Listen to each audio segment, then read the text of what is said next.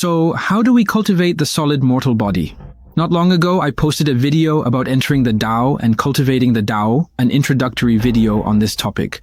Once you develop this Tao heart, you'll gradually understand how to cultivate. That's why I later mentioned things like astronomy, geography, single practice, single transmission, and new cultivation methods, as well as some mountain dwellers wanting to supplement those things. They all need to be studied.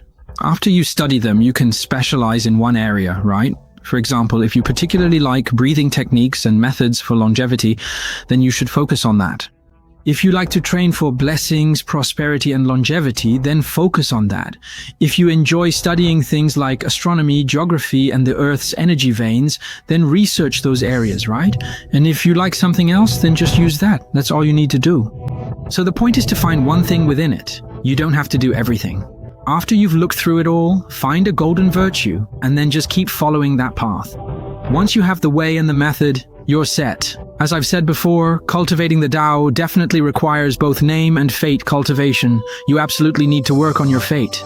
After you've cultivated it, you'll transcend. You'll break free from the constraints of heaven and earth, so this is inevitable. This breathing and guiding technique, the practice of absorbing the essence of the sun and moon, is something you absolutely must train in.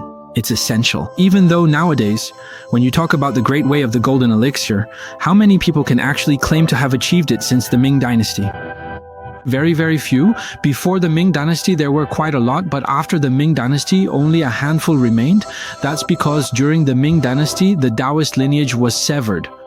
At the end of the Ming Dynasty, after the Manchu Qing officials took over, there were thousands of Taoists, over 20,000 in fact. The truly skilled Taoists responded to the call of the Celestial Master and went beyond the pass to resist the Tatars to stop the Manchu Qing from entering. At that time, they all died in battle, every single one of them. Hardly any survived, and those who were left were just a few.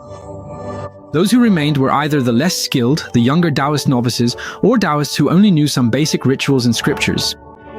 All those with real abilities, those who could perform exorcisms, sword dances, or single combat, went to the front lines to resist the foreign invaders, to stop the nomads from entering. So, at that time, the tradition was broken once. But that wasn't the only time it was broken. There was another time as well. When was that?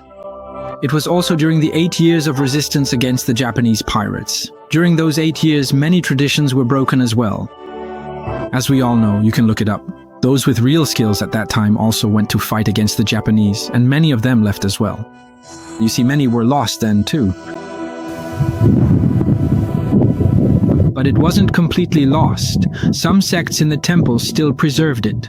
As for the stories circulating among the public, I'll share with you a tale about an extraordinary person from the period of resistance against the Japanese pirates.